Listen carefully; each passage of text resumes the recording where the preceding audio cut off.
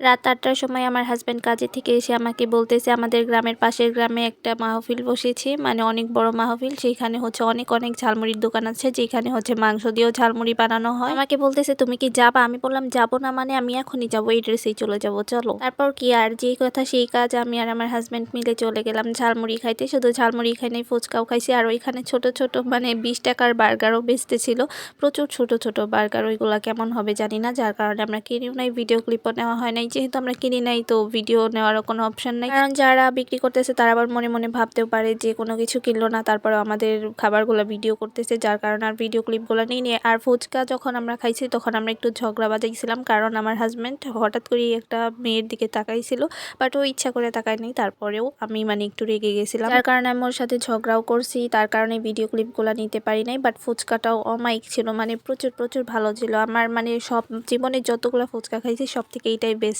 ছিল। বাট আমি ফুচকা অতটাও খাই না, সব থেকে বেশি আমি ঝালমুড়ি পছন্দ করি। আমি যেখানেই যাই না কেন আমার ঝালমুড়ি লাগবে। আর বিশেষ করে আমার হাজব্যান্ড তো মানে যখনই ঝালমুড়ির দোকান কোথাও আশেপাশে দেখবে বা আমাকে কোথাও নিয়ে যাবে, অবশ্যই অবশ্যই আমাকে ঝালমুড়ি খাওয়াবে, কারণ জানে আমার ঝালমুড়ি কতটা ফেভারিট। আমার মতো ঝালমুড়ি লাভার আর কি কে আছেন অবশ্যই কিন্তু কমেন্টে জানাবেন। তবে হ্যাঁ, আমার হাজব্যান্ড যে ওই মেয়েটার দিকে ইচ্ছা করে তাকাইছে সেটা কিন্তু না, আমার হাজব্যান্ড কিন্তু অনেক কেয়ারিং, মানে আমার প্রতি অনেক কেয়ার করে, কখন কি লাগতেছে না লাগতেছে, আমি কোনটা পছন্দ করি।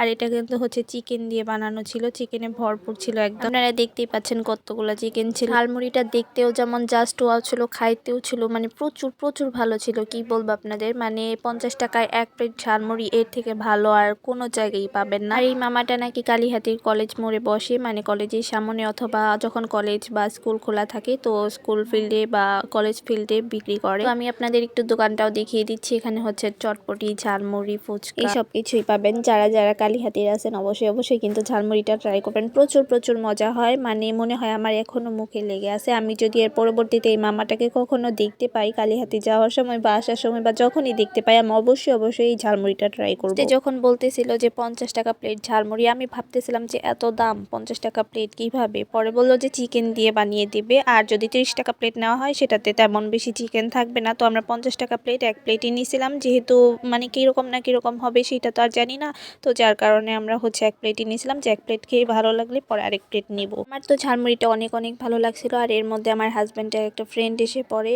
এসে ধাক্কা মারে, তো আমার জামার উপরে এসে হচ্ছে ঝালমুড়িটা লেগে যায়। মানে আমার হাজব্যান্ডকে ধাক্কা মারে, আমি আর আমার হাজব্যান্ড তো একসাথে আছি, তো ওর সাথে ধাক্কা লেগে আবার আমার ঝালমুড়িটা পড়ে যায় আমার জামার উপরে।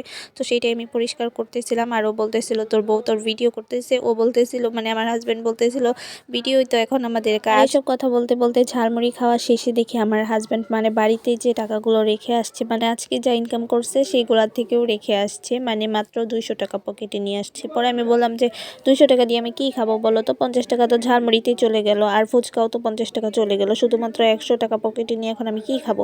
তো তারপর আবারও আমি ঝালমুড়ি খাওয়ার জন্য বায়না ধরি, আবার আমার হাজব্যান্ড আমাকে ঝালমুড়ি কিনে দেয়। আমি এতটাই ঝালমুড়ি পাগল, যেখানে ঝালমুড়ি দেখবো সেখানে আমাকে খাইতে হবেই। মানে কি বলবো আপনাদের, আপনাদের বলেই বোঝানো যাবে। আর আমার হাজব্যান্ডের মতো আর কার কার হাজব্যান্ড এরকম কেয়ারিং অবশ্যই কিন্তু কমেন্টে জানাবেন। মানে আমার হাজব্যান্ড অনেক কেয়ারিং, আমি কোনটা পছন্দ করি না পছন্দ করি সেটা অবশ্যই আমাকে এনে দেয় বা আমাকে নিয়ে গিয়ে খাওয়ায়, যার কারণে ওর প্রতি আমার ভালোবাসা কখনোই কমে না, বা আমার প্রতি ওর ভালোবাসা কখনোই কমে না। আর আমাদের মধ্যে তেমন ঝগড়া হয় না, ঝগড়া হলে টুকটাক ঝগড়া হয়, আর 2 মিনিটেই আমরা সমাধান করে ফেলি। আর ঝালমুড়িটা কেমন ছিল অবশ্যই কিন্তু কমেন্টে জানাবেন, মানে দেখতে কি লোভনীয় ছিল কিনা অবশ্যই কমেন্টে জানাবেন। ঝালমুড়িটা দেখে কার কার খেতে ইচ্ছে হচ্ছে অবশ্যই কমেন্টে জানাবেন। আর অবশ্যই অবশ্যই আমার ভিডিওটি ভালো লাগলে আমার পেজটাকে ফলো করে রাখবেন। আপনাদের ভালোবাসা দোয়া ছাড়া একদমই এগোনো সম্ভব না, অবশ্যই আমাকে সবাই ভালোবাসা দিবেন। ঝালমুড়িটা কিন্তু সত্যি অনেক লোভনীয় ছিল, তাই না? বিশেষ করে চিকেনগুলো অনেক অনেক ভালো হয়েছিল। যাই হোক, আজকের ব্লগটা এখানেই শেষ করছি, পরবর্তী ব্লগে আবারও দেখা হবে। সে পর্যন্ত ভালো থাকবেন, সুস্থ থাকবেন সবাই। আল্লাহ হাফিজ।